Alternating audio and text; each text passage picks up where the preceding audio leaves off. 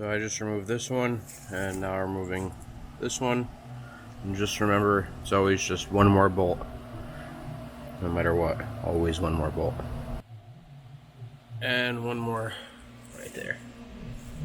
This one right here, that came from right here, appears to have remnants of Loctite on it. This one also appears to have Loctite on it. Came from right here.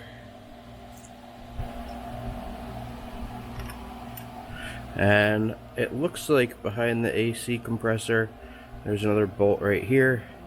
And if that's the case and that has to come out, that means there's probably one over here. And there is. I can feel it. It's in the back. Right back there. I'm not sure if they have to come out yet. I'll look, but it looks like they may have to. Okay, so I'm going to lift this thing up again. I use the hoist point right here, and then this transmission bolt down here, mounting bolt down there.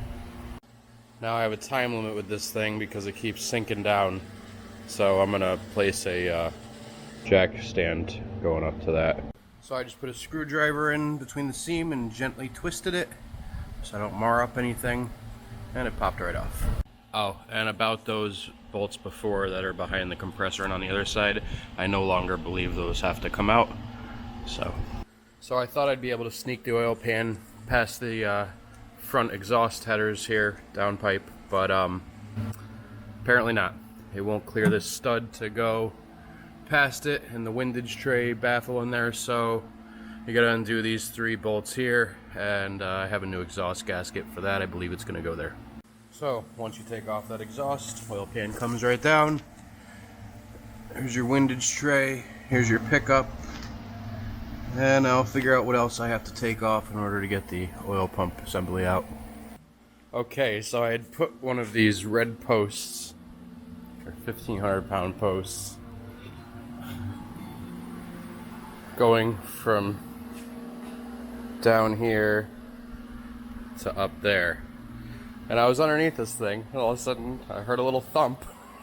And what had happened was it was acting as a pivot point here. So as this thing was lowering, instead of lowering there, which it does, it goes down.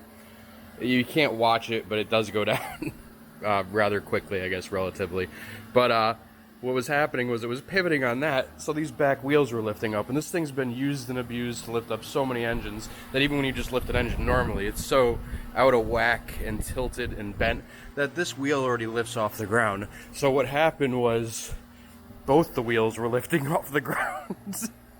And it was just balancing on those. It was basically doing an endo. So I've decided I'll just let it fall down slowly, and tonight, before I leave the shop, I'll put a crate underneath it.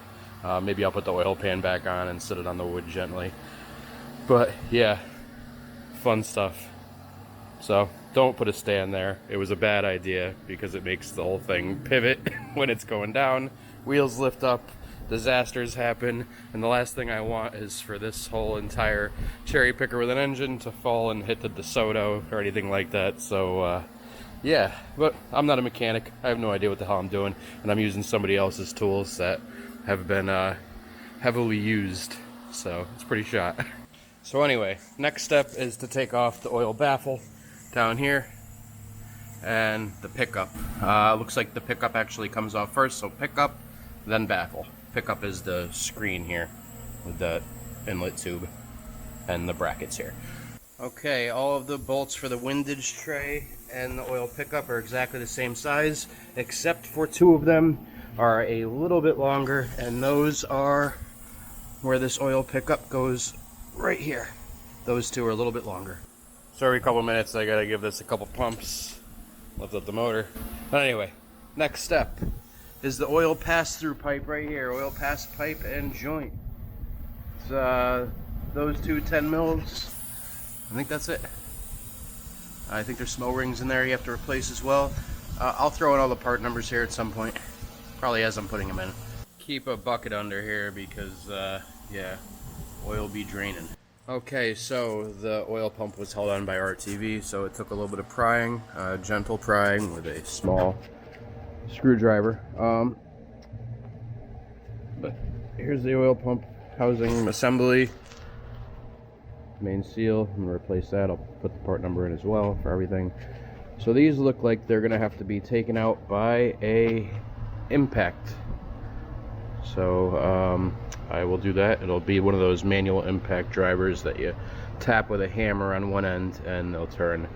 I'll try to get the exact bit size too.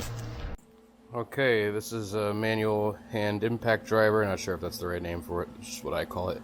But basically you put this down here like this. If you turn this body a bit one way, it'll tighten, the other way it'll loosen. And you just kind of tap it with a hammer up here while we're pushing down and it'll turn itself. So I already broke this one loose right here, so I'm going to do the rest. Okay, so I opened it up, and at first glance it looks pretty good.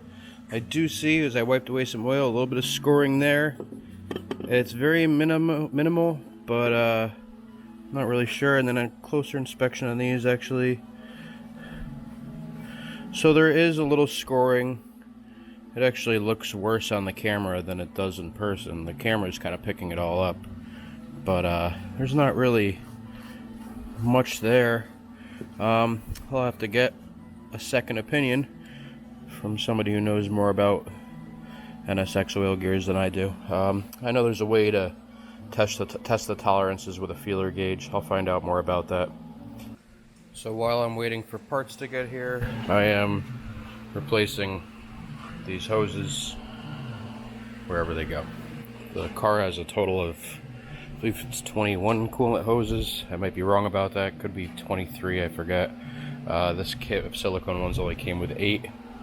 So I don't know if I'm going to buy OEM ones for the rest, or if I'll buy some reinforced silicone and cut and bend to shape.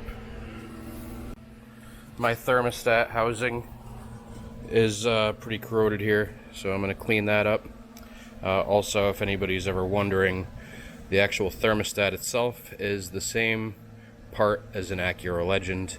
In fact, if you go to AutoZone or Advanced or O'Reilly's or any other auto parts store or Pep Boys, they're going to give you the wrong thermostat if you ask for an NSX one. It's actually an Acura Legend one. So if you go there and you ask for an Acura Legend one, you'll get the correct part. If you go there and ask for an NSX one, you will not get the correct part.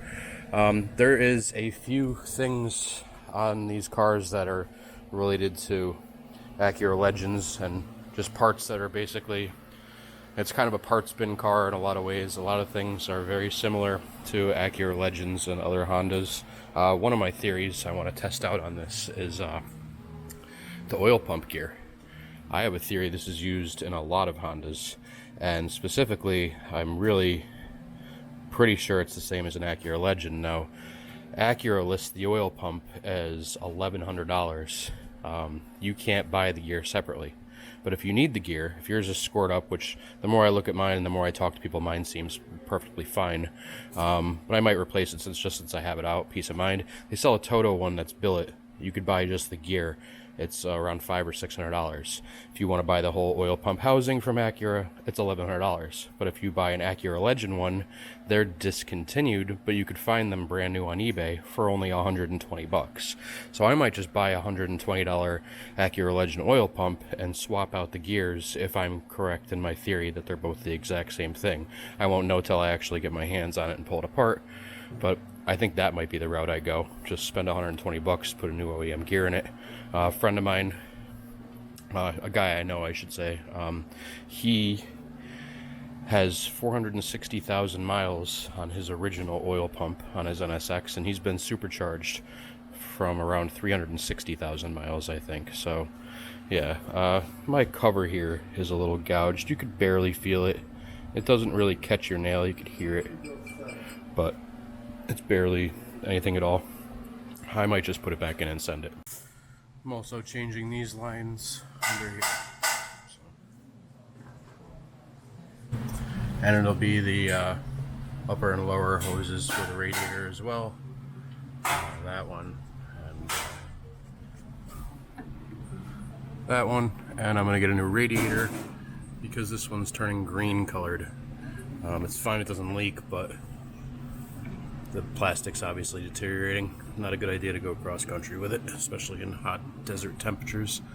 So I will be replacing that.